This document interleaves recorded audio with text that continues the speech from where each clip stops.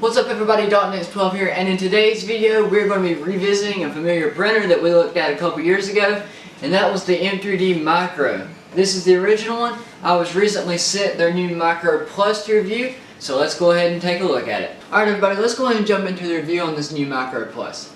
As you can see from it compared to the original here, they are pretty much the same size. It's a 7-inch cube in all directions, and the build area hasn't changed either. It's a 4-inch cube, and that is only because the way this extruder is made near the top, it can come in contact with the frame if you try to print much bigger than that, and you don't want that because that can cause problems. The new printer is faster. The old Micro, or the original, was locked at 20 millimeters per second depending on print quality, and now the new printer starts at 45 millimeters per second, again depending on your print quality, which makes it about 2 times faster, plus or minus a little bit. The new one also has temperature control on the extruder. That allows you to print more exotic materials such as this tough filament here, which is a flexible filament from the M3D company, or like this Fox was made in, ABS-R-3, I believe is the name. We'll get onto that later in the video. Now something else that's available for the new Micro Plus is this. This is the heated bed upgrade, and we'll go over this later in the video, or possibly another video. This takes place of the bed that's there, and you can control it using a screw. You'll see that in the video. And it allows for materials such as this to stick better, because I have tried this already and it will not stick to this print surface even with blue painter's tape on it. So we're going to have to use the heated bed for that. I haven't used it yet, so we'll be doing that as a learning experience together. So now let's go ahead and jump into the new software and see the updates for the new printer. Get some time lapses and go through overall thoughts. Alright, so let's go ahead and jump into the software here and see some of the changes for the new update. So I'm going to hide the webcam just to have it out of the way. So up here in the top left, you're going to have your 3D. This is your filament setting. It's going to show you your color, material, and your temperature. We'll go over this later on in the video. Open model opens the dialog box from where you would locate your model. Most of mine are under downloads right now, but we're not going to worry about that. Alright, now up here, this is your multi-printer options. This is definitely new for this version of the software. You can see I have both of mine plugged in, the Micro Plus and the Micro Original. If I select this, I control the original printer. If I select this, I control the Plus. This is preferences, user options. You can change your appearance, printer color, and model color. These are both automatic. This is based off printer. This is based off your filament. Icons, I just leave it alone. I don't never mess with it. Printer. Pro is their bigger version, so you want to leave it as it is, as micro, units, millimeters, or inches, whatever you prefer. Advanced is going to be your software update and how your models load whenever you come in. Messages are going to be any errors or things like that that happen, and full screen. And then I wouldn't check this if you're if this is the only thing you're using for a 3D printer, that's fine. But I've got programs like Mesh Mixer and things like that that I use, so I don't check that. Calibration. This is how you change your bed height. When you use different filaments that M3D has, like carbon fiber, you have to raise this up. That way it prints easily because this filament's a little bit thicker. Now under advanced calibration, you're going to have a multi-point calibration right here. You'll see more about that later on. Test border and your backlash settings. Expert controls. Make sure you are aware of what you're doing here because it could mess it up.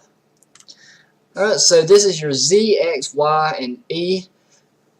Z, X, and Y are your axis, up, down, front, back, and left and right. You can move those. Be careful because you can ram the extruder too far and it can grind gears and it can hit the frame. You don't want to do that if you can help it. E is extrude. This is to either retract or extrude filament depending on if you're changing or you just need some to see if the color is correct or whatever. Motors on and off. This helps take a little strain off your motors because when the motors are on, they whine just a little bit to try and hold their position, so I generally cut them off if I'm doing a video like this. Fan, it starts the fan on the printer, it cuts the fan off. You generally wouldn't need that. And heater, this is your extruder. You can heat it up or cool it off and turn it off, and that allows you to do the extrude function. Diagnostics, this is your recenters and your speed tests and stuff. You shouldn't never have to do any of this other than maybe update firmware every once in a while. But most of this you can leave alone other than home and recenter if you need to use those. SD card, this is a developmental feature. We'll get to this a little bit later on in the video. I'm not going to go over it right now. G-code, we'll also get to this later on, especially this button right here. This is where you can see your G-code, manual G-codes and stuff like that. You can do like emergency stop codes and It's basically CNC, except it's got an up and down feature too, so you need to know G-code before you start really messing with that. And then also an emergency stop. If you want to make an error, you can click it and stop it. Filament options. Now, again, make sure you're aware of what you're doing. You can change what your filament is here. Filament tracking. The printer keeps track of how much filament it has used. And clean nozzle keeps track, well, it doesn't keep track. It allows you to clean the nozzle from any oozing after inserting filament. We'll see those both later on. Temperatures. You can make profiles here. I have a filament called Ninja Flex. It's third party. So to print that with this printer, I'd have to make a profile for the temperature, color, and the filament type. Even though it prints off of PLA, you would name it as what you want. I'm not going to go over that now. Some of their new features, they have a single point and a multi-point calibration. Both of those are under the calibration thing here if you need them. Power outage is something that everybody's really been looking forward to on 3D printers. It'll help out a lot because sometimes you have really long prints and a storm comes up. It'll be useful. Untethered is again developmental. That's from where we've seen the SD card. This is going to be very useful because it will save to that SD card and print from it. You can unplug the USB from your computer. I'm on a desktop down here in my little maker area, so this is generally better if you're on a laptop because you don't have to keep your computer there with it. Now this is just going to be some software, your software version and copyright and stuff like that. And this is your help button if you need it. So let's go ahead and jump in here to the printer. To get here, you can either just click and it'll open, or you can click here on one of your models. So I'm just going to click the little fox that I've already printed. So now one of the first features that you'll find, if you left click, you can now pan your models. This is a pretty standard feature on 3D printing. It allows you to see overhangs like the little snout there. That didn't require support because of the way this is made, it's a polygon, so I didn't need it. But some things, like if you look way back on my channel, there's a video from a torture test for an angle that I did on the printer where it went all the way up to, I believe, a 65-degree angle with no support. But I'll talk about support material a little bit in that video. Now some of the basic features, you still have your move. You right click to move the model around. You have a scale. You right click to scale, pulling the mouse towards you gets bigger, pushing away makes it smaller. This is your rotations. You can rotate the pitch simply by left clicking and moving. But your roll, or I'm sorry, the yaw, you can move your yaw simply by clicking like that. The roll is going to be your Y and the pitch is your X there. So we go ahead and center him back out here so we can continue the video because it's going to be kind of hard to show some features like that. Double zeros doesn't really matter, but you would generally just have one there. But this is your multi-model section. If you have more than one model, so I've got the fox. So let's go over here and click on the fox again. That'll bring another one in. Now there's two foxes, and I can select which one I want to work on just by double clicking on it, or single clicking rather. And that allows me to do that. Now let's skip this one and jump right down to this. This fox is highlighted orange. If I don't need that, if it was a mistake, I can click it and remove it. But, oh, I did need two of those. I can click this as many times as I need to and make more models. So I don't need that many of them. I can just remove them. And it will highlight in the order that they are added if you're removing. This is your undo button. It will undo the last thing you did, and this will redo the last thing you did. Now, this is a save successful print feature. I've used it once. I didn't really understand it, but if we need to go over this in a later video, we definitely will. But what it does is it saves a picture of the model, a printer view, and 2 documents with your print and printer settings. So if you need that stuff, you can get it from there. Let's go ahead and go down here. This obviously centers the model. This resets from where you're looking at. It is from the front because there's the M3D logo. Now let's click print. This is your print quality and your fill density. We'll see all of this later on. Support material, if you need that, we'll see that later. And we'll see all of these settings later on too, but it's bed level. It does a 1-point calibration to make sure the bed's where it should be at. Skirt prints a ring around your model before it actually prints the model to purge your extruder so you don't get any bad lines on your base. Raft prints a layer under it so it sticks to the bed. If it's an exotic filament, you'll see that also. Print makes the printer print. You'll see that later. Now print to file, this is one of those developmental things where you've seen the open file or print from G-code. That's what that does. It saves the G-code file for the printer, but we'll show this later on. Now you can reset this if you have to. It's just going to do a very fast print and low density and no skirt, but you always want to use a skirt. I even do that on my big printer such as my Ultimaker, and that's a very expensive printer, but I do that just so the nozzle purges and it doesn't mess up. Now If you're advanced with 3D printing, you can use this. If you're a beginner and you're just wanting to learn some things, you can look at this too, but I wouldn't change stuff unless you can remember what to change it back to. Now this is going to be your layer, your shell, your support, your speed, and your raft, and then we'll get to that in a minute. So layer thickness, right now it's on a 0.3. This all of this automatically updates depending on how you have your infill and the print quality set. So right now it's a 0.3 millimeter layer. Filament diameter, never changed that. It can't be changed. I mean, you can change it, but there's no point because that's all the printer uses. Filament flow, I wouldn't change that either. None of this I would actually change unless it was that, and that updates on its own. Shell and infill, this is going to be your infill pattern and things like that. It changes per model, so I would just leave that on automatic. Support, this is support material. You can change what kind. It's either a grid or a line. Most people use a grid because it's easier to break out.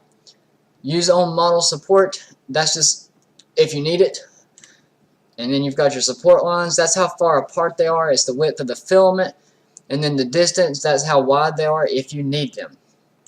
Speed, this is how fast the printer is going to print. As you can see, right now it's on a 27 millimeter per second. The printer can go up to 45, possibly a little bit faster, but the original Micro started at 20 millimeters per second, and that was actually generally what it maxed out at, so it's a lot faster. Raft, again, this is what I was talking about where it builds up that base under your model. Everything's at 0 right now because it's off, but we don't need that. Retraction, this is useful for, well, basically everything except for some filaments. What this does is it pulls back a couple millimeters of filament. Right now it's at 2.4. Pulls it back and it prevents oozing whenever it moves. Like on this little fox between the ears here. Well, when this prints, if the retraction was off, it would keep oozing filament and you would have a little line in between there. You just have to break it out. It'd be kind of fuzzy. You don't really need that. So with retraction, the printer pulls up a little bit of filament back into the extruder, and it doesn't do that. And it's really useful. But on flexible filaments, you can't do that because whenever it pulls, it will stretch. So you don't want to do that. So that's how the new software works. So let's go ahead and jump in and see how the printer works. We're going to start loading filament, models, time lapses, etc. We're going to look back at the SD card and the G code. So let's get to it. Alright, so now that you've seen how the software works, let's go ahead and jump into actually using the printer. So you're only going to need 2 things, 3 if you count the filament to get the printer running. That's going to be your power adapter here, and a USB cord for your computer, and then your spools of filament. So let's go ahead and get into it. Alright, so as you can see, there's how you plug the wires into it. It's actually pretty simple. And a way to check to see if you have power on the printer is whenever you plug in your power adapter into the back of the printer or the wall, the M3D logo on the front of it will light up and start kind of pulsating as it connects to your computer. So now let's go ahead and load the filament. Alright, so to load filament into the printer, you're going to need to go to your software here to where it says 3D Ink and click on that. And it's going to ask you to insert or remove if you have filament in already. So now all of these spools have a 3-letter cheat code on them. Our particular spool is KOT. It's black filament, and it's a micro spool. And we're going to tell it no because I've already used this. Now internal and external. External is going to be this hole here, which we'll get to later. Internal is what we're going to do just because it looks a little cleaner. It's going to move the print head. It's already where it needs to be. We're going to pull out the print bed here. You push back and just lift up on it. And we're going to take our spool of filament and we're going to unroll 1 meter of filament, although it will unspool if you go too crazy, so be careful with that. There's a little hole in here, or a little tube, and you want to put the filament in that and just push it, and it follows the wire guide up to the extruder, and it will stop when it gets to the feeder. Alright, so now you go, there it's at the feeder. So now click next, and it's going to heat up the nozzle. So I will bring you back as soon as the nozzle's heated up. Alright, so now you can see it's heated up here and it's already feeding. So you just want to push on it a little bit to help it. You'll be able to tell once it grabs it.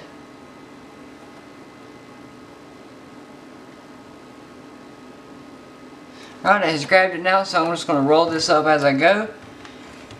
And flip it like so. Now as you can see from the GoPro video here, any second now filament will start coming out of the nozzle. There it is. So I always try and pull that so it doesn't touch the filament that's already there. And now here in just a second, the software is going to ask if the new filament has been extruded, and you'll tell it yes or no. Now it has, so I'm just going to go ahead and click yes, and it'll stop. You can pull this, it retracts a little bit so it doesn't drip. And now you can place the bed back in. So to do that, you just push the back under the little groove, push the front down, and push it forward, and it snaps into place. Now tell it next again, and it's going to give you the option to clean the nozzle for a few seconds here. So just go ahead and take a little wire brush and gently rub it to get anything off. Alright, and now you can tell it continue. And now it shows your filament right there. And now you're ready to begin a print. So let's do it. Alright, so now that you've got filament loaded into the printer, the next thing you're going to want to do, more than likely, is start a print. So let's go ahead and come here to the model library, and I'm going to click on this. It's a little like T-Rex mouth castle thing. Pretty neat looking. It's going to print with no support. So let's go ahead and click print. I'm going to do a high quality and a low infill because we won't need any infill on that really. Skirt, so it purges the extruder, and we want to verify the bed level. Click print. It's going to slice the model and prepare the G-code for the printer. Alright, now and as soon as this is done, you're going to see a little pop-up here, and it's going to tell you how long it tells to print, or how long it's going to take to print, and the estimated filament. Click start now. You're going to see this pop up, and it's going to say processing. So this takes a few minutes here, and as you can see from the DSLR here behind me, you will be able to see what the printer starts doing. So as soon as this is done processing, you'll see it do the bed height check and start warming up. Alright, so now you can see it started the print job here, and it's now processing. And that grinding you just heard was what I was talking about with the no limit switches. It just goes back and goes over for a set distance or a set period of time that it tells the motors to move, and right there you can see it's doing it again. It's just recentering. Now it's going to go down, as you can see from the DSLR video, and it's going to check the bed height. So it should start dropping down any second here. Now you can hear that. It kind of pulses. It doesn't go very fast. It just kind of pulses as it goes. That way, if it was to hit, it's not going to hurt. It's not going to hurt anything. So it goes really slow on its way down. Once it gets to a certain height. Now, if it's at the very top, it'll go fast until it gets so far off the bed. Now, the extruder is going to touch under there. Unfortunately, you can't see that from where my camera is placed right now. Now you see it's going to raise back up. And it's basically going to think about it for a minute here. Basically, while it's doing this, the extruder is going to slowly heat up a little bit. You can see you have your heater temperature here, 146.1 degrees Celsius. Now you can see it's going to go back down one more time just to make sure of that. And come back up. I actually believe it sits there for just a second too while it's warm like this to make sure. Alright, so now as you can see the height check is over. It moves back up. It's going to go back to the corner again there. It's going to go back out to where it's going to start heating up at. And you see here now the extruder is going to heat up. My DSLR just stopped recording again. It's done that twice to me now. I don't know why. It just automatically stops. So I believe you've seen it move and then come back, and that's all you got to see from that. But you'll see here from the webcam a little bit what's happening. And I did start that video back, not that it'll record that long. So I'm going to have to empty my SD card.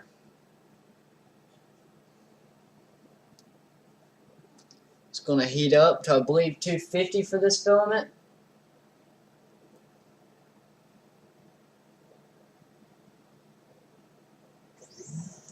Yep, and now it's going to go over to the far left corner, or the right corner, depending on which way you're looking at it. And it's going to purge the extruder, and it's going to go over to the middle of the bed here, and it's going to start with the outline. It's not so much in the middle for this print because it's fairly large. Right. It's going to start extruding, and now it's going to go to where it needs to be to start. And now as you can see there, it's extruding, and it does say print. So here's your printing progress. So let's go ahead and jump into a time lapse, and I'll bring you back when this print's finished.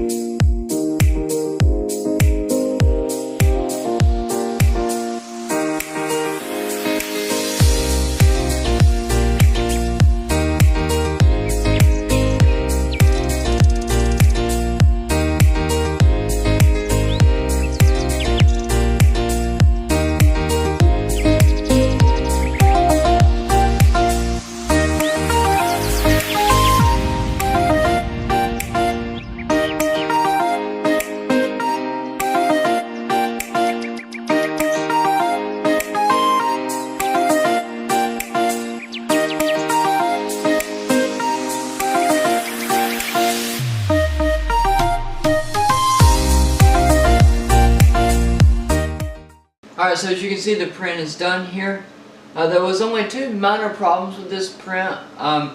It warped off of the print bed during the print, so you can see it wobbles right there. That's not really that big of a deal. It's only because we weren't using the heated bed for this print. And the other problem was up at the top, there was a little bit of an offset in the printing. I mean, it's not even a millimeter or so, I doubt. And that was caused because of the warping. It just made the model shift once it got towards the top, and it started wobbling a little bit when it was printing. The print took about 14 hours, and that's the only reason I didn't catch it is because I wasn't awake at that time, so it finished on its own. So what we're going to go ahead and do now is unload the filament that's currently in the printer, and we're going to load in this tough filament, and we're also going to go ahead and put the heated bed on there and try some flexible prints. So let's go ahead and unload the filament now. Alright, so to unload the filament from the printer, you're going to come to the software here, back to the same place you went to load it, click on 3D Ink, and click Remove Filament. Now it's going to move the print head. It's going to have to come all the way up to the top, and it's also going to start working its way back towards the middle, and I think it actually goes all the way over to the corner. So this is going to take a second for that to move up here. Alright, now that's where it needs to be. Now you get the same thing that you got when you load the filament. It says to push the print bed back and remove it, and then to take the filament out. But don't pull on it, so just set it out to the side like that. And now click next. And the extruder is going to heat up, so we'll be back as soon as that's heated up. Alright, so the extruder is heated up now. So it's going to extrude a little bit of filament just to prevent clogs, as it says. I'm not actually so sure it does anything, but it is going to extrude just a little bit of a little inch or so of filament here. It's actually probably more than an inch if it does how much it has been. An inch off the spool, but more than an inch of actual filament. You can see that from the GoPro video there.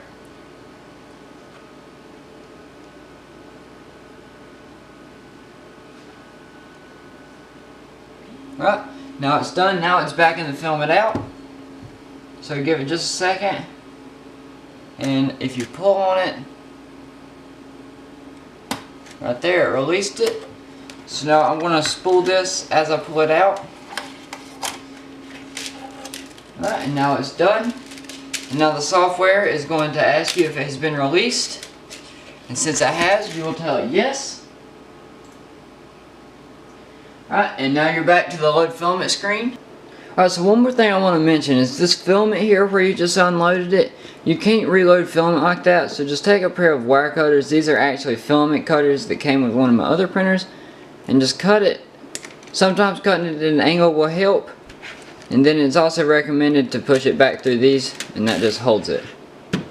Alright guys, so I want to show you the last three features in the software here now. Some plans have changed. I'm actually going to do the heated bed in a different video, that way I can go more in depth with it. So what I'm going to show you, you can probably hear the printer, and that one of the features is the new, you can pause now. So if you just click this, it's going to say you can only pause 5 minutes after it started. This hasn't been printing that long, but you can force it to pause. Now once you click yes, it's going to finish the current movement or layer that it's on. So it can take it up to a couple minutes to actually pause, depending on how big your print is. But if we pause this, it'll tell you not to unplug it, because you can't unplug it at all, you can only pause. And now you can see it says waiting to pause. So as soon as that has paused, I will show you the other features.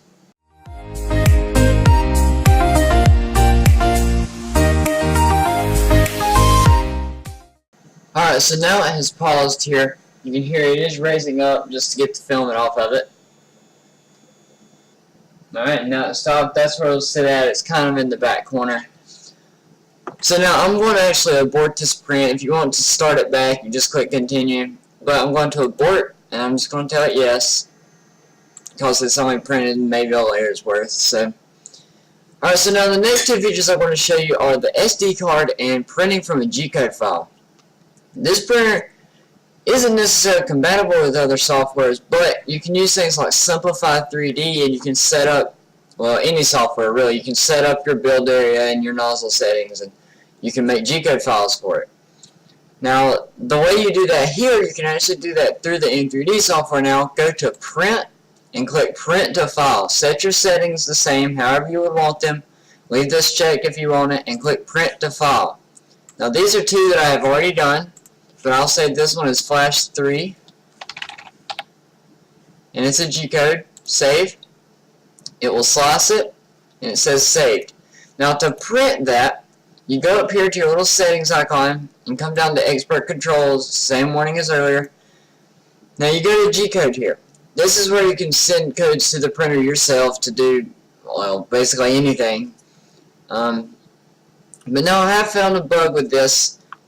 Depending on anything you try to print, it says it cannot print because it's out of the printable bounds, meaning it's bigger than the print area. And it does that with all of them. You can see all of these are the same model and it won't start any of them. So I think this is just a little buggy right now, but it's definitely going to be there in the future. Now the SD card is this. Now you can see there's a job here called 3D Benchy STL.tgh. That is a file that has been printed on this already. Actually, that was the test model from the factory on there, because I haven't printed a Benchy on this printer yet. And if I wanted to reprint it with the settings they did, I'd just click this and it would start the print job. But I have Filament on the print bed, so I can't do that. So those are some of the new features in the software. So let's go ahead and end this video. Alright guys, so let's go ahead and finish up this review. So, is the new Micro Plus worth it? In my opinion, if you're getting started, yes. If you have the original Micro, yes, it's faster, that's for sure. The print quality, it is better, but not so much in the low end. The low and the medium quality, they are about the same. But now once you get up to like the high and the very high, and then in some models you have an expert option, it's way better than the original Micro. And faster, this little box right here, on this printer it took about an hour and 45 minutes or so. On the original it would have probably took 3 to 4 hours, so it is definitely faster. It's still just as quiet. Now my Micro here, it has got loud, just I guess from being used, but it has definitely gotten just a little bit louder since I first got the printer. But it's still nothing like running that Ultimaker down there or running the DaVinci or the TiVo. Now those things, you couldn't sleep in the same room with them because they're extremely loud. The TiVo, and I actually have a new printer down there I'm not going to tell you about, it actually has an alarm on it, like a fire alarm sound whenever you have a problem with it. I mean, it just goes off at random times for no reason, just to update you on the print. But we'll get into that printer in a different video.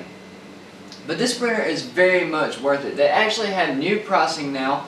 You can buy this printer for $249 at the day of the releasing of this video from their website, which is printm3d.com. That will be in the there'll be a link in the description for that.